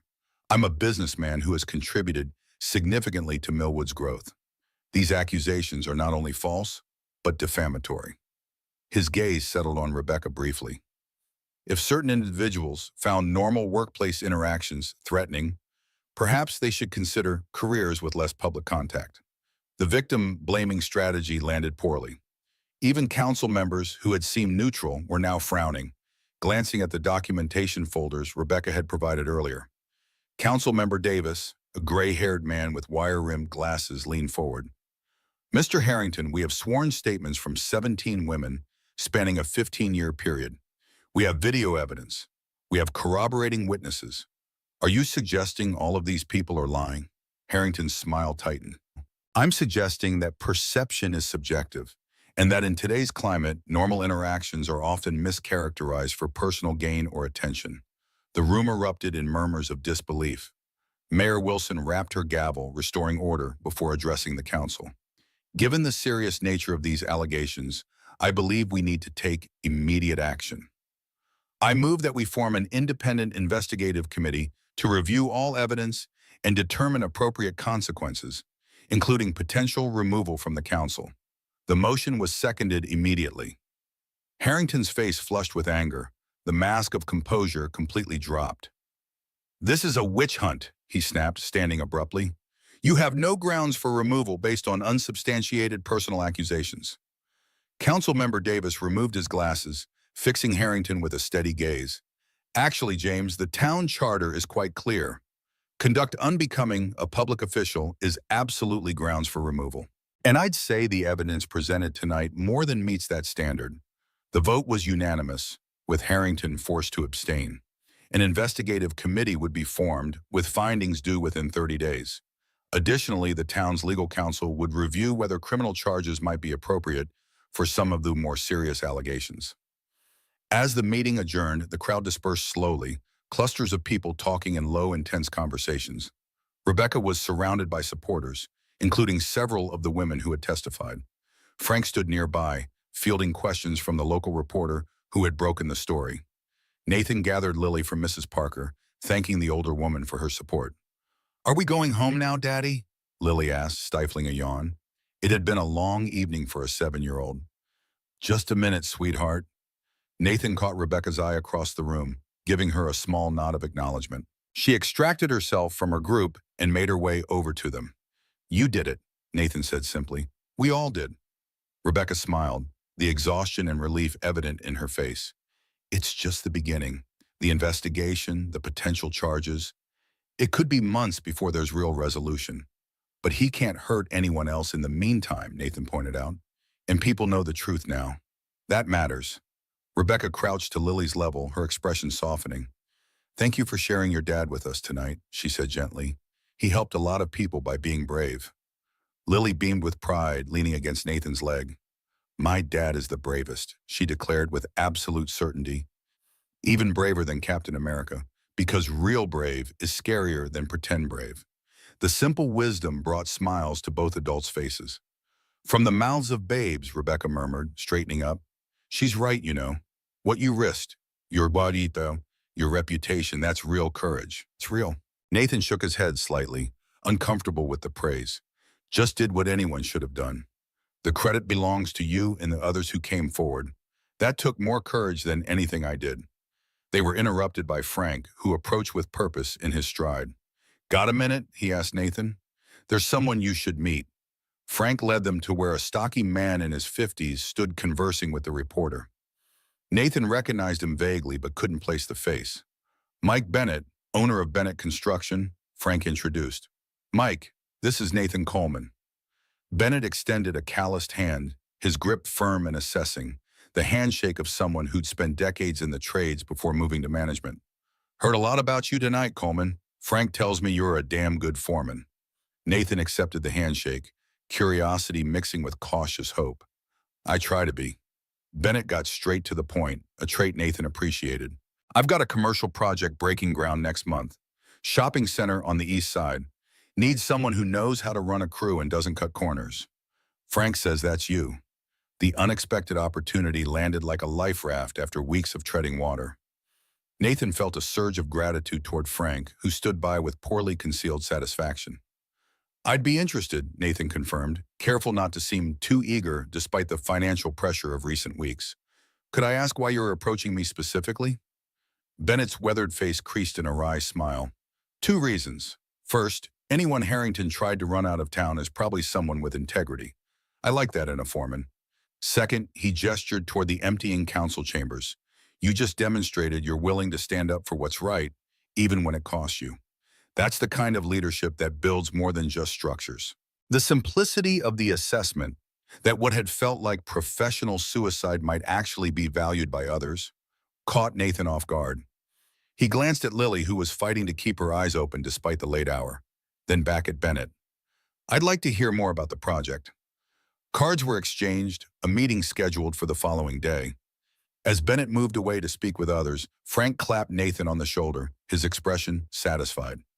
Told you Harrington wasn't the only one with connections in this town.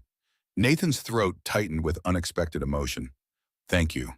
For everything. Frank dismissed the gratitude with a gruff wave. Just like you told Lily, sometimes people need to stand together. That's all we did. The night air was cool as Nathan carried a now sleeping Lily to the truck, her small body heavy with exhaustion against his shoulder. Rebecca walked beside them, her steps lighter than they had been in weeks. What happens now? Nathan asked as they reached the parking lot. For you, I mean. Rebecca considered the question, her breath visible in the chill. I'm staying at the medical office. It's a good fit with my nursing program, better hours than the diner ever was. She paused, looking back at the town hall where the lights were still on, council members visible through the windows in continued discussion. As for the rest, I guess we see if the system works the way it's supposed to. Nathan carefully settled Lily in her booster seat, buckling her in without waking her. When he turned back, Rebecca was watching him with an expression he couldn't quite read. Thank you, Nathan, not just for tonight, but for that first morning, for seeing what was happening when everyone else looked away. She hesitated, then added quietly, for teaching Lily what real courage looks like. The simple acknowledgement touched something deep in Nathan's chest. She's the one who taught me, he admitted. Seeing the world through her eyes, it makes the right choices clearer somehow. Rebecca smiled, understanding in her gaze. Children have a way of stripping away the complications we adults use to justify inaction. She hesitated, then added, maybe once this all settles down, the three of us could have breakfast again? Somewhere besides Sunrise Diner, though, the invitation carried possibilities beyond professional alliance, a tentative step towards something new. Nathan found himself nodding, a warmth spreading through him that had nothing to do with the spring night. I'd like that. We both would. The drive home was quiet, Lily sleeping soundly in the back seat, the events of the evening settling into perspective with each passing mile. Nathan had entered the town hall uncertain about the future, weighed down by financial pressure and professional setbacks. He was leaving with an unexpected job prospect, a community that had finally confronted a long-ignored problem, and the first fragile tendrils of something that might become more than friendship. Mrs. Parker was waiting when they arrived home, having left the meeting early to prepare Lily's room and give Nathan privacy for any post-meeting discussions. Her keen eyes took in his expression as he carried Lily inside. Went well, did it? She asked, holding Lily's bedroom door open as Nathan placed his daughter gently on her bed. Better than expected, Nathan confirmed, removing Lily's shoes and pulling the covers over her sleeping form. The council is investigating. Harrington's on administrative leave pending the results. Mrs. Parker nodded with satisfaction, following him back to the living room. And that construction fellow Frank introduced you to? She lowered herself into her favorite armchair, arthritis making the movement careful. Nathan smiled, continually impressed by her awareness of everything happening around her. Potential job offer. Better than what I had before, actually. Meeting with him tomorrow to discuss details. The older woman's face softened with genuine pleasure. See? Standing up for what's right doesn't always lead to ruin. Sometimes it leads exactly where you're meant to be. The simple wisdom echoed what Nathan had been feeling, that perhaps the disruption of recent weeks wasn't punishment for doing the right thing, but rather a necessary redirection, a clearing of the path towards something better. The next morning dawned clear and bright, spring asserting itself in the budding trees and early flowers pushing through the soil. Nathan rose before his alarm, energy flowing through him despite the previous night's late hour. He prepared Lily's breakfast with extra care, arranging strawberries into a smiley face atop her oatmeal. When she padded into the kitchen, hair tousled from sleep, her first question caught him by surprise. "Did we win, Daddy?" Nathan paused, considering how to explain the complexities of the situation to a 7-year-old.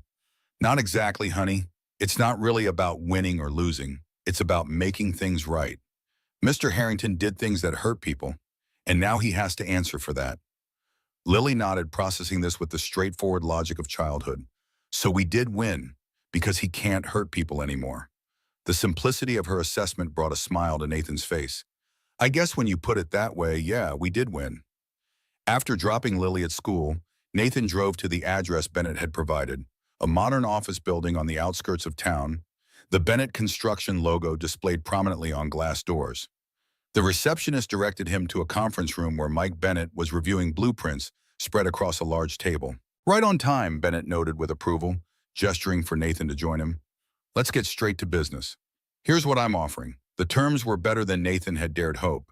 Salary 20% above what he'd made at his previous company, benefits including health insurance with lower deductibles than his current plan, and profit sharing after 1 year. The project itself was substantial. A shopping center with 12 retail spaces and associated infrastructure, a 9-month timeline with potential for continued employment on future developments. "Why me?" Nathan asked again, still processing the generous offer. "You don't know my work. You're taking a lot on faith." Bennett leaned back, studying Nathan with shrewd eyes. "I know more than you think. Called 3 contractors you've worked with this morning. All said the same thing. You run a tight crew, you don't cut corners, and your work passes inspection the first time."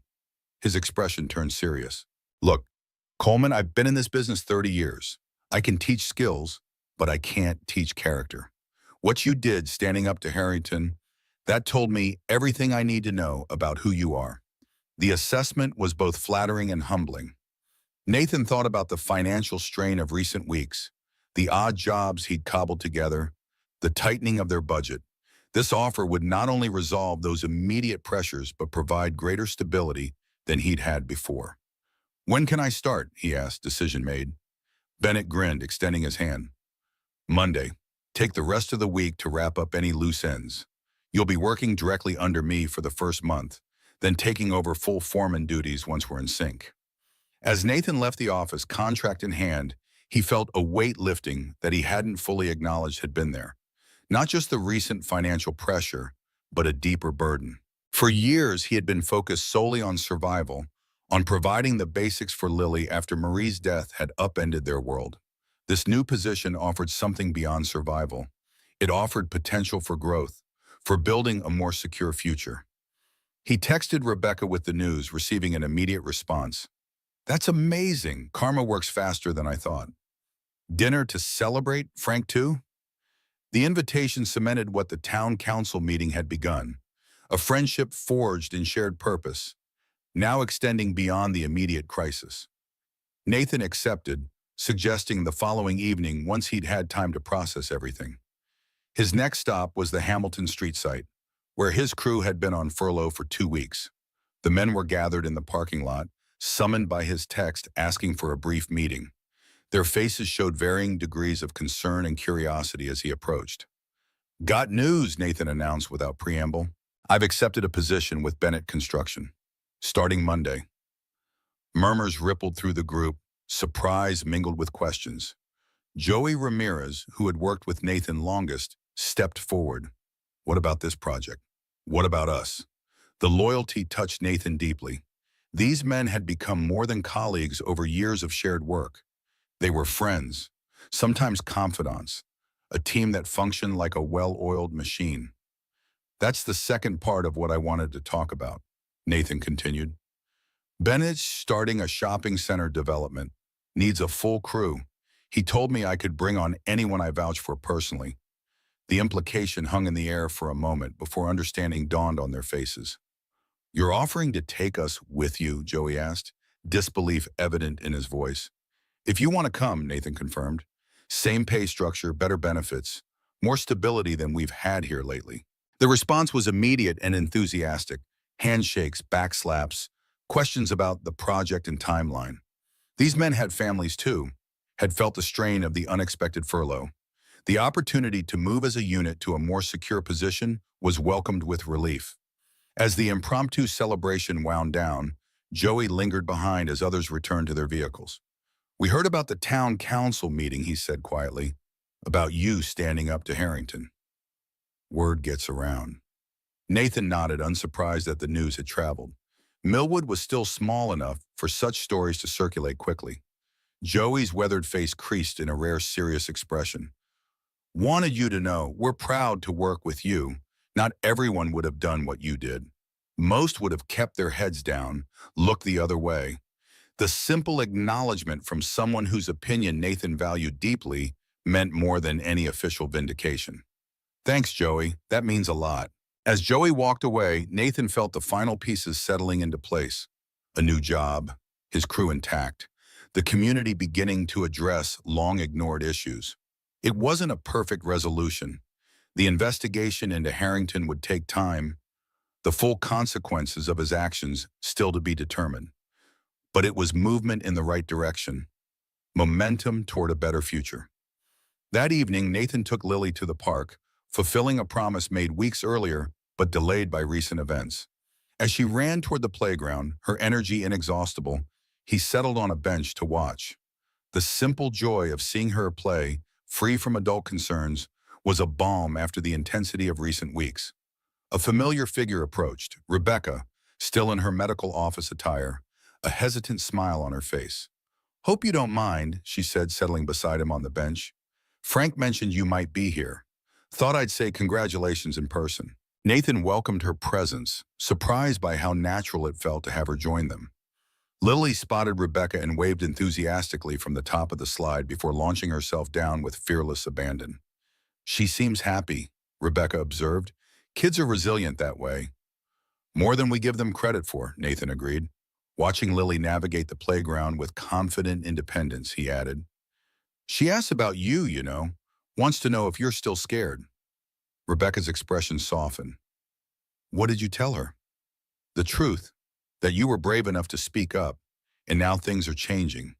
That sometimes being brave means being scared but doing the right thing anyway." Rebecca was quiet for a moment, watching Lily join a group of children organizing some complex game involving the jungle gym. "She's lucky to have you as her father," she said finally, "to see that example every day." The compliment warmed him in unexpected ways. "I'm the lucky one," he corrected gently. "She makes me better than I would be on my own." They sat in comfortable silence, watching the children play as the afternoon sun cast long shadows across the park. It was Rebecca who finally broke the contemplative mood. "Did you ever think that morning at the diner that we'd end up here? That standing up once would change so many things?" Nathan considered the question, tracing the path from that initial confrontation to the present moment. "Not specifically this, no. But I think," he paused, finding the right words, "I think once you decide not to look away, you can't go back to pretending you don't see. And that changes everything, whether you're ready for it or not." Rebecca nodded, understanding in her eyes. "Courage isn't a single moment, is it? It's a choice you keep making, even when it would be easier not to." The insight resonated deeply with Nathan's own experience. The daily decisions to move forward despite uncertainty, to do the right thing even when costly, to show Lily through actions rather than just words what it meant to live with integrity. As the sun began to set, casting a golden glow across the park, Lily ran back to them, breathless with exertion and happiness. "Can Miss Rebecca come for dinner?" she asked without preamble, the directness of childhood cutting through adult hesitation. Nathan glanced at Rebecca, eyebrows raised in question. "You're welcome to join us. Nothing fancy, just spaghetti and garlic bread." The invitation hung in the air between them, carrying possibilities beyond a simple meal. Rebecca's smile held warmth that reached her eyes. The shadows of recent weeks lifted at least temporarily. "I'd like that very much," she said. "Both the spaghetti and the company." As they walked toward the parking lot, Lily between them chattering about her playground adventures, Nathan felt a sense of rightness settle over him. The path forward wasn't perfectly clear. There would still be challenges, adjustments, moments of uncertainty, but for the first time since Marie's death, he felt like they were moving towards something rather than simply surviving. 3 months later, the shopping center project was well underway, steel beams rising against the summer sky. Nathan's crew had settled into their new roles with Bennett Construction, the transition smoother than anyone had expected. The investigative committee had completed its work, resulting in Harrington's removal from the town council and multiple civil suits filed by former employees. Sunrise Diner had new ownership. Frank and 3 other long-term employees had pooled resources to buy out the previous owner when financial irregularities connected to Harrington came to light. The establishment had been renamed Moretti's and instituted strict policies against harassment, becoming something of a local symbol for positive change. Nathan and Rebecca's friendship had deepened gradually, weekend breakfasts with Lily evolving into family movie nights, hiking trips, and quiet evenings on Nathan's porch after Lily was asleep. They moved carefully, both aware of past wounds and future possibilities, building trust through shared experiences rather than rushed emotions. On a warm August evening, they sat on that porch watching fireflies rise from the lawn as Lily slept inside. The simple contentment of the moment, crickets chirping, stars emerging in the darkening sky, the comfortable silence of two people at ease with each other, felt like a gift Nathan hadn't expected to receive again. "I've been thinking," Rebecca said, her voice quiet in the gathering dusk, "about that morning at the diner. How different things might have been if you'd looked away like everyone else." Nathan considered the alternate path, the road not taken. "I couldn't have lived with myself," he said simply. "Not with Lily watching, not with you needing help.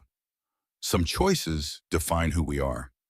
Rebecca's hand found his in the darkness, warm and solid. "I used to think courage was this big, dramatic thing, rushing into burning buildings, confronting armed criminals. But now I think maybe it's quieter than that. Maybe it's just refusing to look away when it would be easier not to see."